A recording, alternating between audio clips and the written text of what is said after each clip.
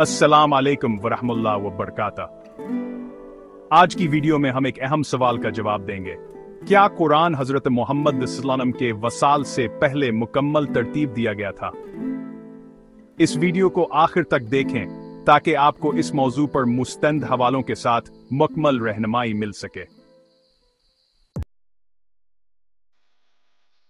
नबी अकरम सल्लल्लाहु पर कुरान करीम ज़ूल तकरीबन 23 साल के अरसे में हुआ।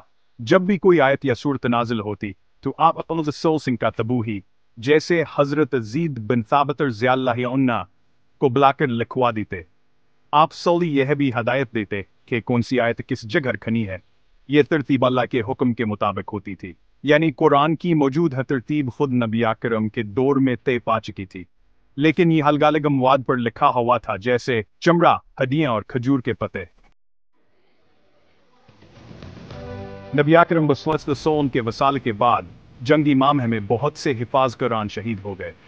हजरत आमर रज़ियल्लाहु अन्हु ने हजरत अबू बकर सदीक रज़ियल्लाहु अन्हु को मशूर है दिया कि कुरान को एक किताबी शक्ल में महफूज कर लिया जाए। हजरत अबू बकर रज़ियल्लाहु अन्हु ने यह जिम्मेदारी हजरत ज़ीद बिन साबित रज़ियल्लाहु अन्हु को सौंपी। सही बुखारी की रवायत के मुताबिक हजरत ज़ीद ने तमाम आयात को मुख्तलिफ सहाबा के पास मौजूद नुस्खों और हफ्ज़ से यकजा किया। हाय हवाला सही बुखारी हदीस नंबर 16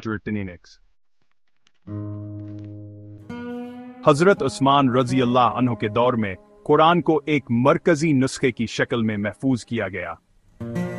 इस्लामी सल्तनत के मुख्तलिफ इलाकों में कुरान के पढ़ने के अंदाज में इख्तिलाफात पैदा हो रहे थे।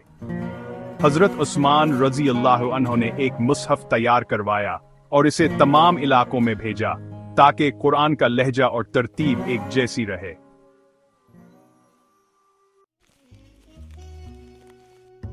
तो इस बहस से ये बात वाज़े हो जाती है कि अव्वल कुरान की तरतीब नबी अकरम सल्लल्लाहु अलैहि वसल्लम के दौर में मुकम्मल हो चुकी थी। दूम लेकिन कुरान को किताबी शक्ल में नबी सल्लल्लाहु के वसाल के बाद हजरत अबू बकर रज़ी अल्लाह अन्हु के दौर में जमा किया गया, और सोम हजरत उस्मान रज़ी अल्लाह अन्हु के दौर में इसे मजीद मजबूत और एक जैसा बनाया गया।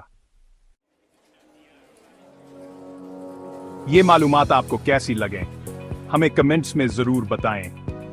अगर आपको हमारी वीडियो पसंद आई हो तो लाइक और सब्सक्राइब करें और अपने दोस्तों के साथ शेयर करें।